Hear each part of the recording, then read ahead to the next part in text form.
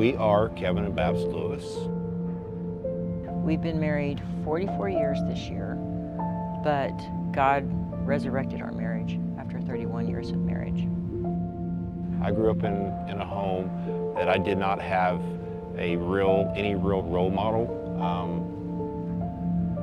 anywhere in my family. My mother and father, they were pretty jacked up, and my dad was pretty much an alcoholic, whereas my mom, she did the best she could with what she had to work with for both my sister and I. Spiritually, it was the only spiritual piece in our life was we went to a traditional Southern Baptist church. My mom got us there as often as she could. My dad was your typical Christmas and Easter attendant, but there was definitely no spiritual leadership in our home, much less discipleship. Things talked about. Jesus was definitely not talked about. I was 5 years old, attending Vacation Bible School, and I had a teacher come in and just basically ask, does anybody want to get saved? I'm like, I do, but had no idea what that entailed, what that was about. It was not a story of what Jesus did for me on the cross.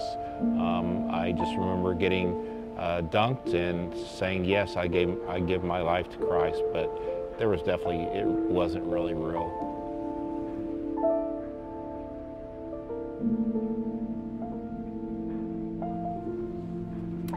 I grew up with very godly great-grandparents who had a really profound impact on my life. Unfortunately, both sets of my grandparents and my parents didn't have such healthy marriages, and there was a lot of abuse, both verbally and physically, and that's what I grew up with. Things ended up getting worse to where when I was 12, my father ended up taking his own life. And at that point, I had accepted Christ when I was a little girl. I still remember sitting in the balcony at church and hearing the pastor talking about how Jesus died for me. And that really touched my little heart. But there was no discipleship after that. So when the tragedy with my dad happened, it totally rocked my world and caused me to question God like I had never questioned before.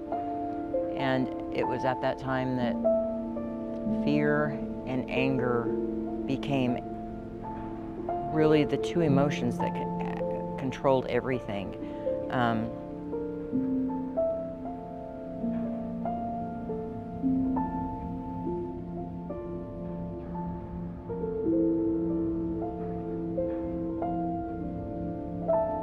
How we met was, I was 18 and she was 16, and I was out with a friend, and we went by his girlfriend's house, and she said, I can't really come out and talk right now because Babs is over here, and that really intrigued me. So I asked her, I said, could you bring Babs out so I can meet her? So she did. She came out, and she was not really too fond of me, actually, when she first met me. I continued to pursue her, and she finally agreed to go out with me on our first date. We dated for about a year and a half, got engaged. That was a whole process. And then 2 years later, I was 19 and she was 18, and we got married. So after Kevin and I got married, he had joined the Air Force Reserves, and I knew this man loved everything aviation. And so I knew that he would thrive being in the military and the Air Force. And so I encouraged him to join, and he did.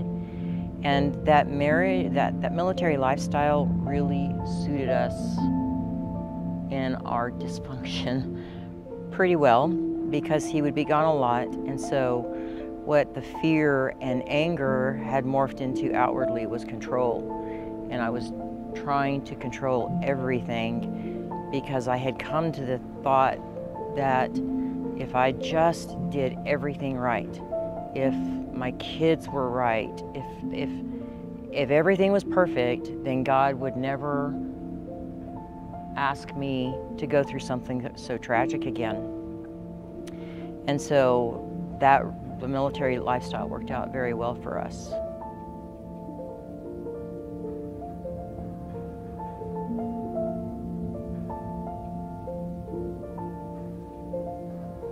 It was during that time that I really felt like God was preparing me for something great.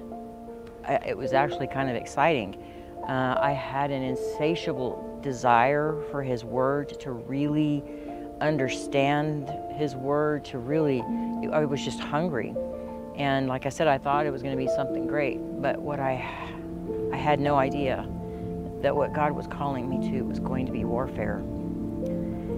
And we were involved in church here at First Southern, but we would show up in the parking lot, pretty much screaming and yelling at each other, and walk in the door with our smiles on, and no one here knew anything about what was going on in our lives. I played the role, believed I was saved at that time, but I wasn't. I taught, I was, reaching out, truly trying to be the perfect church guy, but I was not. And all the while I was hiding a secret from not only my wife, but from all my friends here, that I was having an affair.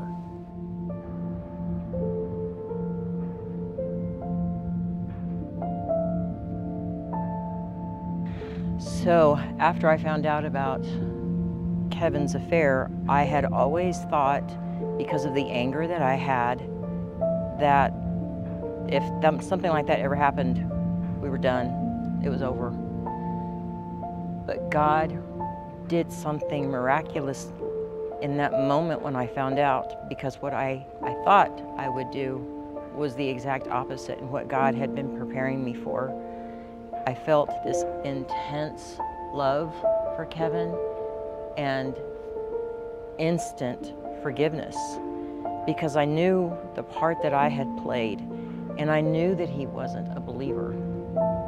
And the bad part about that is when someone thinks they are, that's a hard sell. So I began praying for Kevin, and I just begged and begged and begged God, please save Kevin. And I remember telling God, I will give you my marriage. Just save Kevin. And it was in that instant that I audibly heard God. And he said, Babs, I've got Kevin. I want to set you free. And in that moment, all that fear and all that anger that had constantly been my companion, I was instantly set free.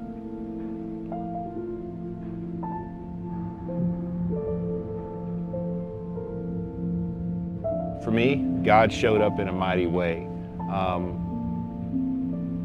I knew that my wife was different. I had moved out for a while, but she kept asking me when we would communicate, please come home, please come home. And so I eventually came home, and she's cooking for me, she's cleaning for me, she's telling me she loves me, and I'm pretty much, I'm not reciprocating in any way, shape, or form. Quite the opposite. I was not a very nice guy at all. But what I was noticing was how she was loving me, and she would often, I'd be silenced, and I would go back, and she was laying in the closet on the floor, ripped my clothes off the hanger, and praying for me for hours and hours. At the same time that God had showed up for Babs, he showed up for me in a mighty, mighty way, because I had left for a while, and Babs asked me to come home, but I could tell something was different with her, and she just asked and asked, and so I finally came home. And I walked into an environment to where she's loving me, she's doing everything for me very calmly. But I was not reciprocating in any way, shape, or form. My heart was completely dark. I mean, it was as black could be. But God was using her to chip away at my heart. And it started in small chunks at first, but then the bigger chunks started falling off until finally the darkness just exploded off my heart. And I cried out to God and I asked Him to save me. And I audibly saw Jesus' face, and He asked me, He said, "Kevin, is that really what you want?" And I said, "Yes." And my life was radically transformed in that instant. In the process of restoration, I knew that we couldn't stay in Oklahoma City and heal well. And God did take us from here for a season, and we moved to Rockwall, Texas. And that was like a greenhouse effect for us. God put us in a church that it was like God just pouring Miracle-Gro on us. We both grew so much spiritually, and the healing, it was slow and it was arduous, but it was healing. And it was at that time at our church in Rockwall that they started this little marriage thing. They called it Re-Engage. And then we thought, if it's marriage, we're in. And so we went through Re-Engage for the first time, and it was so amazing at how simple it was, of how they took God's word and we began to see what God's intention for marriage was, very practically.